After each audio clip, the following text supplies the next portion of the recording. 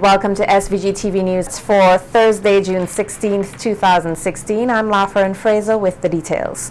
The legal teams for both the opposition New Democratic Party, the NDP, and the ruling Unity Labour Party presented their arguments before High Court Judge Brian Cottle today and are now awaiting his ruling in the election petition case. The NDP lawyer, Queen's Counsel Stanley John, says that there were many technical pointers raised by the government respondents, but he believes the arguments he put forward will have a positive outcome. Attorney Keith Scotland from Trinidad and Tobago, who was also part of the NDP team, also expressed confidence that the ruling will go in their favor. So this is all about technicality, and the technicality in election petition proceedings are crucial, and it is improper for them to have applications which we have gone in there and dealt with and the judge has pronounced them, and then for them again, without dealing with those, to start fresh applications against us. On the same point. On the same points. On the same point. And that is something that the judge has to get past. They have not assisted the judge in relation to that. These are matters that we would revisit when the judges are pronounced on the application. So you're happy with your arguments, so please? Well, I've tried to put forward as lucidly as I can for the court the arguments that I consider that the judge needs to get assistance on to determine how to proceed with these matters. And at the end of the day, that is for my clients and for the court to determine. Any comments? I'm just very content that Senior has done the arguments justice. We await the decision of the learned judge in this matter, and I wish you all well. Attorneys for the ruling Unity Labour Party government, Anthony Astafan, Graham Ballers, and Richard Williams, are just as confident the ruling will go in their favor. We have to wait and see what the judge does now. I think both counsel did an excellent job with how they put the case forward, and we just have to wait and see now. It's all in the hands of the judge. Okay, and it doesn't matter how he rules. I think anybody who's not successful will eventually go to the Court of Appeal. We still have another avenue available. So let's wait and see what happens. I have had enough experience in the practice of law to know that you could never tell exactly what a judge is going to do. Sometimes you go to court, you feel 100% sure, and you end up not being successful. It's hot. Today's a hot day. The court was hot, but everything is cool. I don't have the gift of God. I can't predict tomorrow. You know what tomorrow is going to be like? No. But what about your arguments? Do you think that We're very happy with them. We're very happy with them. You see how the people love me? They cuss me nice and things, so? Yes, The judge has reserved his decision, and we'll await his decision, but we're confident that we're going to succeed. Pleased with the arguments put forward by his lawyers in the petition case, opposition leader Anim Eustace says that he too confidently awaits the ruling by Justice Brian Cottle. The hearing, which began today at 9 a.m. and adjourned around 12 noon, later resumed at 1 p.m. and concluded an hour and a half later. Supporters from both sides gathered outside the High Court to hear the ruling. Eustace explained to them that they should await the ruling, which he predicts may come within a week's time and not tomorrow morning, as some supporters may want. A fairly long day in court. I'm very pleased with the presentation of our lawyers, Mr. John in particular. The judge has decided, rather than ruling today on the arguments being made today, that he'll put off his decision. Court will resume is normal with tomorrow, not an hour matter. So some people seem to be confused, so he said he's coming back at 9 o'clock. He's not coming back at 9 o'clock on our matter. He's going to give the judgment in writing. So I respect he won't do anything for another week or so. That's just my estimate. But I'm very pleased with the case that Mr. John has put forward on our behalf, and I'm pretty confident based on his case that we'll do well on that matter. I can't say anything more because the judge has not ruled. Asked whether he believed that a re-election was pending, Eustace says he will not be surprised. He, however, pointed out that although a convention is not near for his party, a retreat is in the making. One has to assume that the election will come sometime. One has to assume that. I'm assuming that. I've said so already. I believe we'll have election this year again. So I'm assuming that. We haven't set the date yet. We are having a retreat in a few days' time, and we'll be dealing with all those matters. Director of Public Prosecutions Colin Williams is questioning who stands to benefit from the cultivation of marijuana and the steps being taken to its possible legalization. The DPP was addressing persons at a symposium organized by CARICOM and the University of the West Indies last evening at the Methodist Church Hall.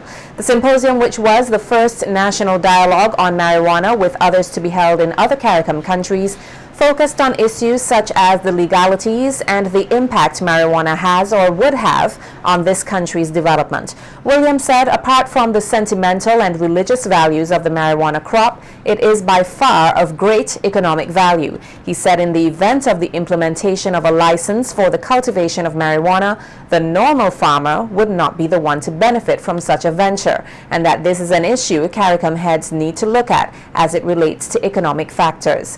Meanwhile, a somewhat frustrated farmer, Andrew Liverpool, stated it is the ordinary Vincentians who faced the hardship of marijuana cultivation over the years, and added that such a livelihood comes with a social impact on numerous families. Needs to come in now.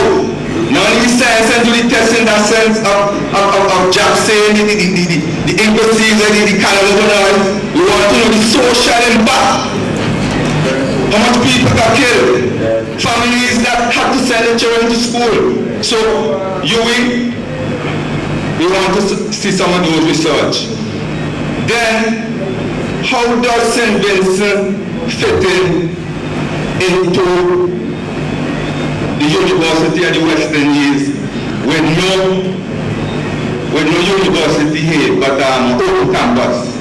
So could the open campus here now be the one where could be given to do research for us here that feeds into UWI? As real as the impacts of climate change are, so too must our responses be. They must be real and immediate. That's according to the Director of the Environmental Management Department, Janelle Miller-Findlay, in her address at the local launching of the Japan-Caribbean Climate Change Partnership Project earlier this week.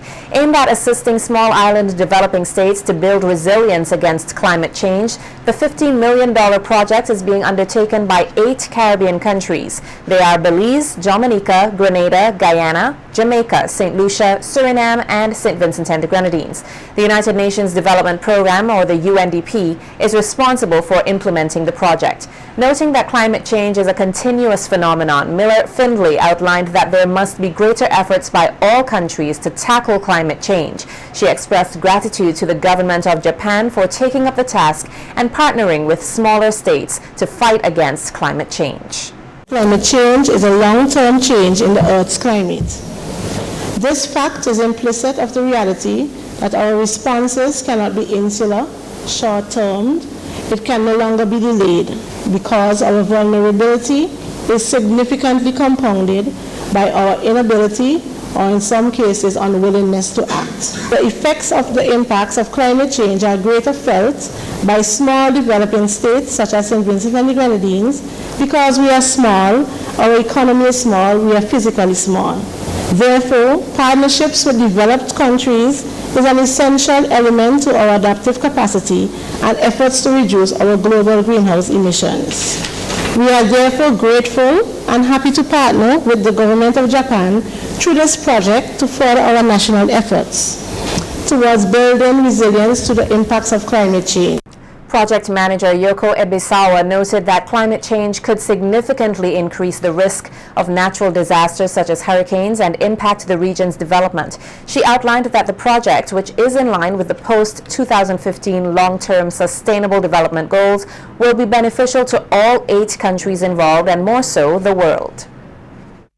The project aims to support countries in advancing the process of inclusive low-emission, climate-resilient development by improving energy security and integrating medium to long-term planning for adaptation to climate change within or aligned with improved development planning and budgeting processes. Support policy innovation through the development of a number of mitigation and adaptation policy documents, namely nationally appropriate mitigation action, NAMAs, and national adaptation plans.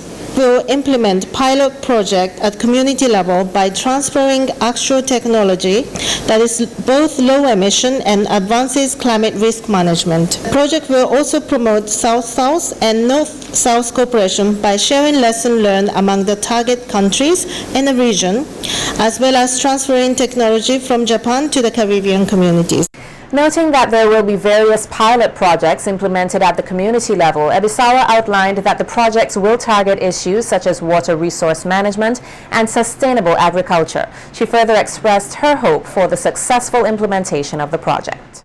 One project can cover various areas such as water harvesting for irrigation purposes and using the solar energy and so forth. I hope that this project will support people of St. Vincent and the Grenadines to reduce climate risk and build resilience for adaptation to climate change by working together with various stakeholders. The life of 94-year-old Madeline Ramage of Ashton, Union Island, was taken during a fire which broke out at the home in which she lived last evening. Police say the incident occurred at about 11:45 p.m. and 2 other buildings were also destroyed in the process.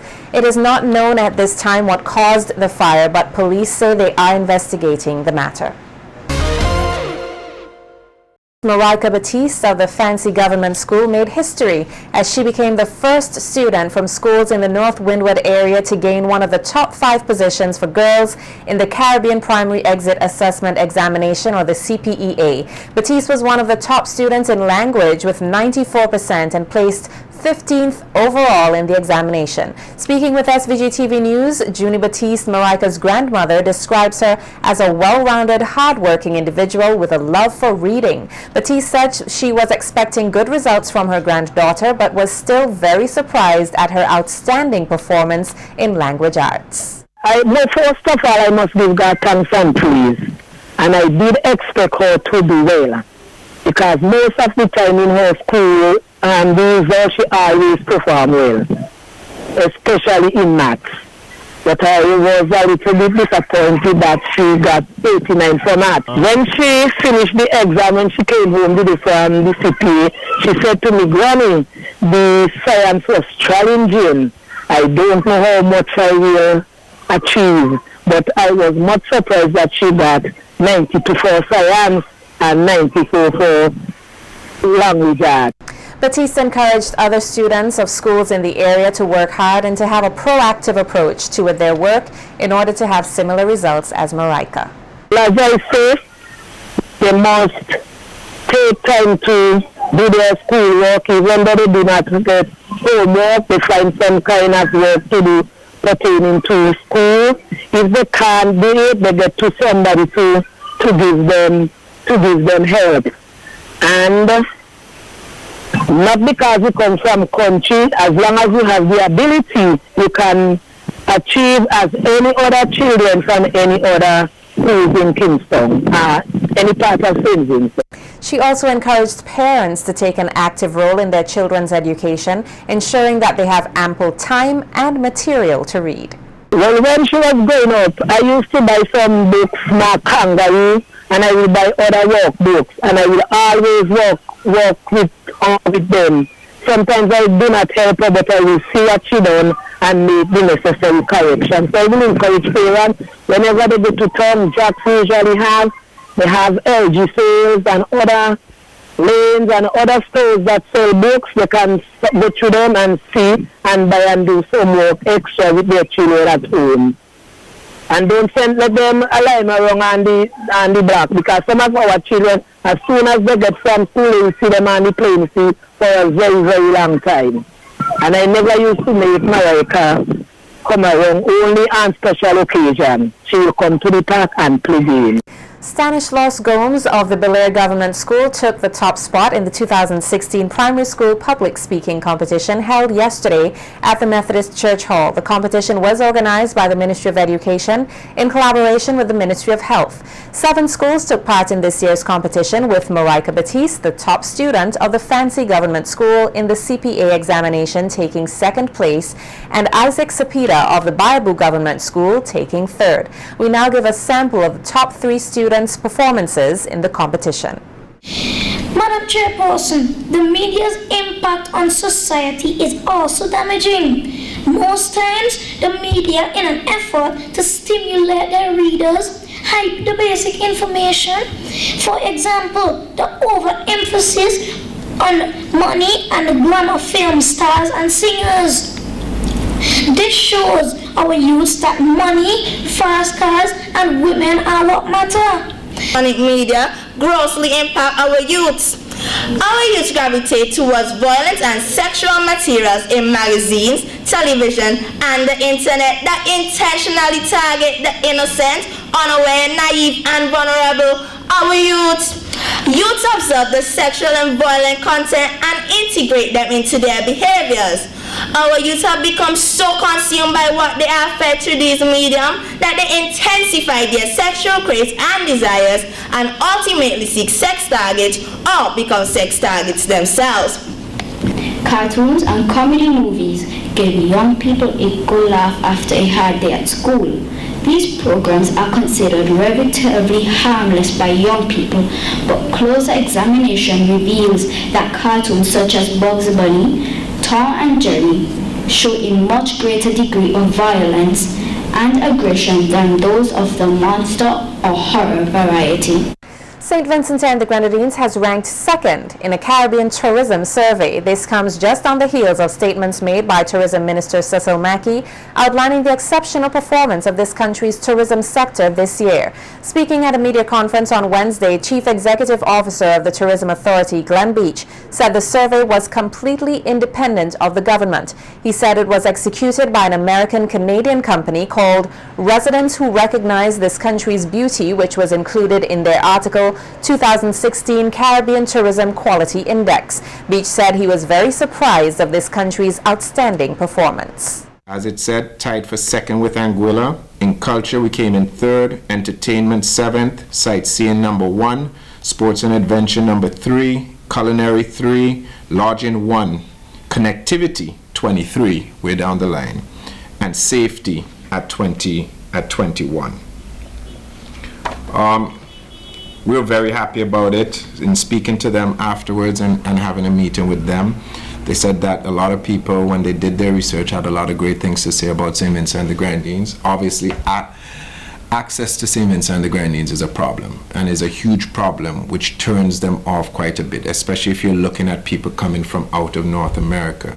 According to the Tourism Authority CEO, this country's major drawback is the connectivity and accessibility to visitors, noting that this is one of the major factors that is hampering SVG's tourism sector, especially with the competition of other Caribbean islands. Take, for example, the yachting and sailing, which is our #1 niche market.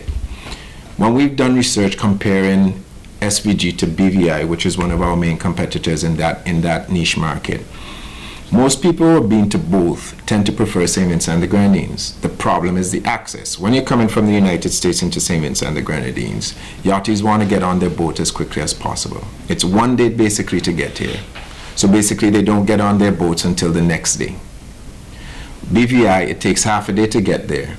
They're able to get on their boats by 1 o'clock. So basically what you're looking at, to get to St. Vincent and the Grenadines, travel time is 2 days out of your vacation. To get to the BVI, it's 1 day. And it's the same thing when you compare us to Antigua and Barbuda and especially Bahamas. Those are the main competitions when it comes to sailing and yachting. Carnival Beat is coming right up.